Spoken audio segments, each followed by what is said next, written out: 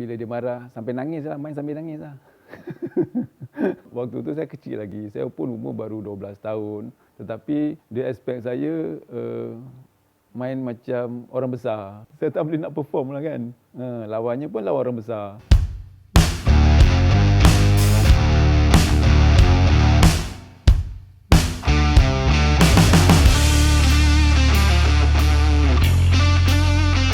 Ayah saya memang seorang pemain badminton, tapi tak bagus sangatlah sampai ke state level. Minat yang terlalu mendalam tu, dia memang ada berniat untuk melatih kita adik-beradik semua dengan abang-abang sekali untuk berkecimpung dalam sukan badminton ni. Dia buat satu court badminton kat sebelah rumah, mengajar kita untuk bermain badminton dan seboleh-bolehnya sampai ke peringkat kebangsaan je. Tetapi alhamdulillah berkat usaha kita semua kan, kerjasama di antara adik-beradik dan juga family, kita pun tak sangka sampai ke peringkat antarabangsa lah. Kalau saya tak ada, kalau saya memang ikut je sebab adik-beradik yang kecil kan. Jadi saya tengok abang-abang semua dah berjaya, dah boleh keluar negara, dah tengok negara orang, dah boleh jadi champion. Saya tanamkan azam saya untuk jadi juara. Satu hari saya akan jadi seperti abang-abang saya dan saya boleh pergi ke luar negara dan bermain badminton sekali. Kalau kita adik-beradik, kalah menang tu ada permainan lah. Tetapi kalau dekat dalam gelanggang tu, tak kira abang ke adik ke, kalau boleh menang, kita menang. Kita tak ada kata, ni abang kita kena mengalah, ni adik, adik kena kalah. Tak ada. Dalam gelanggang tu, siapa yang terbaik, dia menang. Itu kira macam persaingan yang sihat lah di antara kita adik-beradik. Banyaklah kalau kenangan pahit tu memang banyak lah kan. Itu salah satunya adalah kecederaan. Lepas tu main tak bagus, main teruk sangat, target tak sampai, macam itulah kan. Tapi kebanyakannya kalau ada kecederaan tu, kecederaan yang serius sampai mengganggu persiapan kita ataupun kita kena rehat sampai 6 bulan, itu sedikit sebanyak menjejaskan emosi kita lah. Kita kena selalu berfikiran positif. Waktu tu saya masih muda lagi, contoh umur saya masih umur 19 tahun ke 20 tahun. Saya berazam lepas saya pulih daripada kecederaan ni, saya akan berlatih bersungguh-sungguh untuk dapatkan kejuaraan lagi. Saya juara nombor 1 dunia tak lama kan. Target saya betul-betul memang untuk jadi world champion ataupun jadi world number 1. Sebelum nak jadi world number 1 tu memang banyak halangan-halangan lah kan. Alhamdulillah cita-cita saya tercapai untuk jadi world number 1. Hanya sekejap je di ranking world number 1 sebab saya waktu tu, sebelum tu saya mengalami banyak kecederaan. Terutama sekali di bahagian lutut saya, buku lali saya. Itu sedikit sebanyak menjejaskan persiapan saya untuk kejuaraan-kejuaraan yang seterusnya. Kalau kenangan yang paling manis tu memang terutama sekali adalah membantu tim untuk jadi juara Piala Thomas, tingkat gangsa di Sukan Olimpik Atlanta, kejuaraan Commonwealth Games, SEA Games, Asian Games, kejuaraan tournament-tournament yang open lah. Walaupun kita dah banyak dapat kejuaraan tu, tetapi hanya ni je lah rezeki yang saya ada kan. Walaupun rezeki saya untuk jadi juara dunia tu tak kesampaian, atau juara Olimpik, tingkat emas Olimpik tak kesampaian, tetapi tu dah cukup membanggakan saya lah. Part yang lucu tu saya tak perasan lah. Tapi kalau kita dengan adik-beradik, saya, Razif, Jalani, Misbun, Rahman tu banyak cakap selalunya. Kebanyakannya Jalani. Pak Jalani, Razif, Misbun. Yang kurang bercakap sikit, Rahman lah. Yang menceriakan suasana tu Razif dengan Jalani lah. Itu satu lagi, mereka abang-abang kan, mereka yang bimbing saya mengenai latihan-latihan. Bila saya masa lepas SPM tu, Bang Misbun lah yang bawa saya terus buat extra training semua tu supaya saya dapat catch up untuk sampai ke tahap dia lah. Kecederaan yang saya pernah alami adalah kecederaan di tulang metatarsal tu, di dekat tapak kaki tu kan. 6 bulan saya tak boleh main badminton, dan saya lepas pembedahan tu saya hanya pergi ke gym lah, pergi ke gym untuk kuatkan otot-otot badan dan otot-otot kaki yang lain lah, supaya untuk mengekalkan kecergasan kaki tu pulih dan saya terus boleh sambung latihan.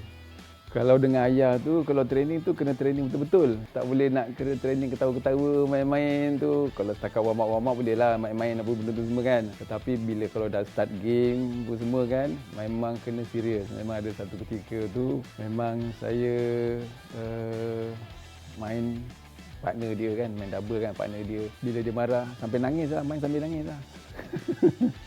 Waktu tu saya kecil lagi, saya pun umur baru 12 tahun.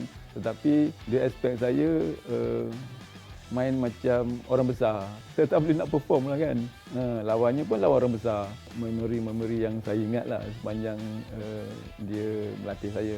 Bila saya putuskan untuk bersara daripada badminton, nak kata sedih juga. Tetapi samping tu kena pasrah lah. Sebab waktu tu saya banyak kecederaan. Kecederaan kaki, kecederaan belakang. Dan sukar untuk saya teruskan latihan yang keras. Sebab tu saya buat keputusan untuk bersara.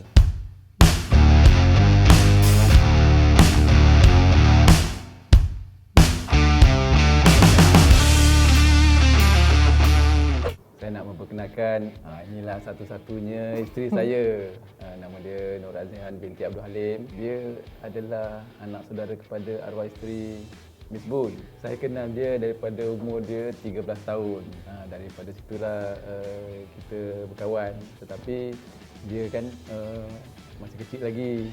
Dia terus sambung belajar dan saya teruskan karier saya sebagai pemain badminton. Start bercintanya kita waktu tu umur saya dalam 27-28 lah. Dia dalam 17 lepas PM semua. Tu baru kita start rapat lah. Waktu serius selepas dia habis belajar daripada degree dan terus serius dengan saya.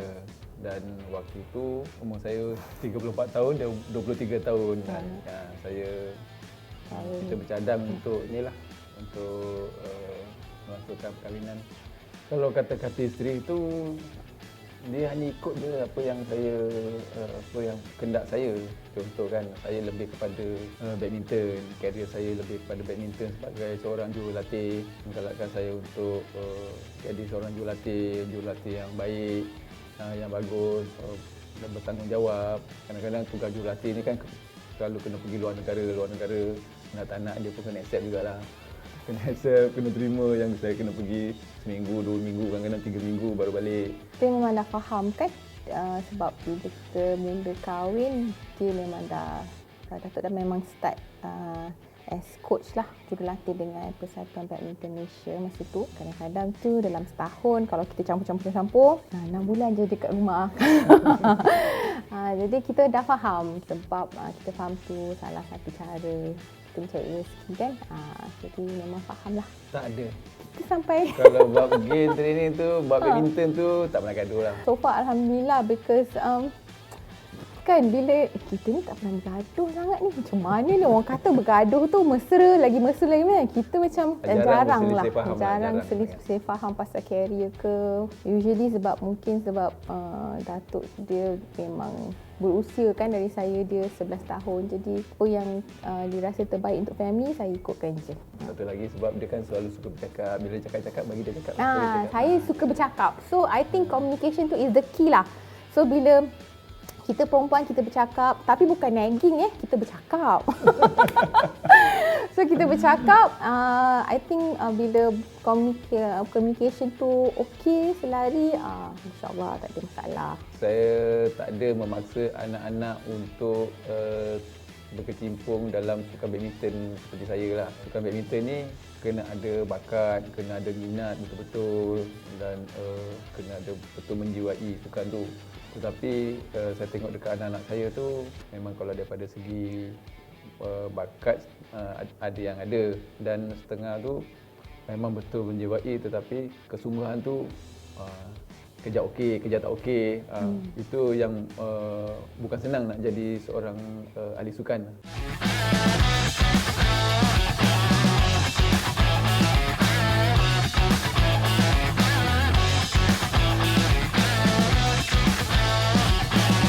Teruskan usaha, dapat tingkatkan lagi mutu permainan, prestasi permainan, Sebab sukan badminton ni juara hanya satu je. So pemain memang ramai, tetapi kita nak cari juara hanya satu je dalam sesuatu kejohanan itu. Daripada situ kita boleh fikir bukan senang nak jadi seorang juara. Training, berusaha rajin-rajin, dan satu lagi memang kena committed, bagi komitmen yang sepenuhnya untuk menjadi juara. Dia suka bully saya.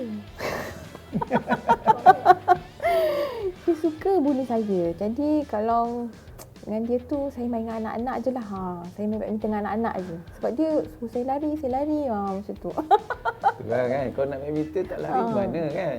Saya amat bangga sebab Malaysia boleh jadi juara walaupun sekarang, tetapi kita telah membuktikan yang Malaysia pun ada juara dunia.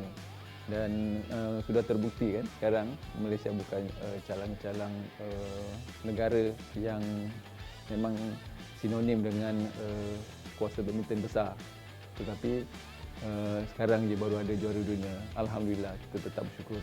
Terima kasihlah kerana selama ni memang support saya dan jaga anak-anak, jaga family dan bagi yang terbaik untuk kebahagiaan kita selalu. Terima kasih. Sama.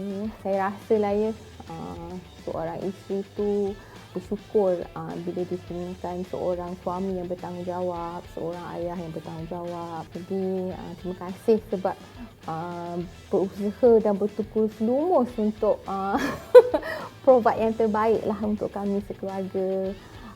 Dan beri yang terbaik untuk kami sekeluarga. Semoga Allah berikan kesihatan yang berterusan dan sentiasa dalam lindungan dan kasih sayangnya. Amin.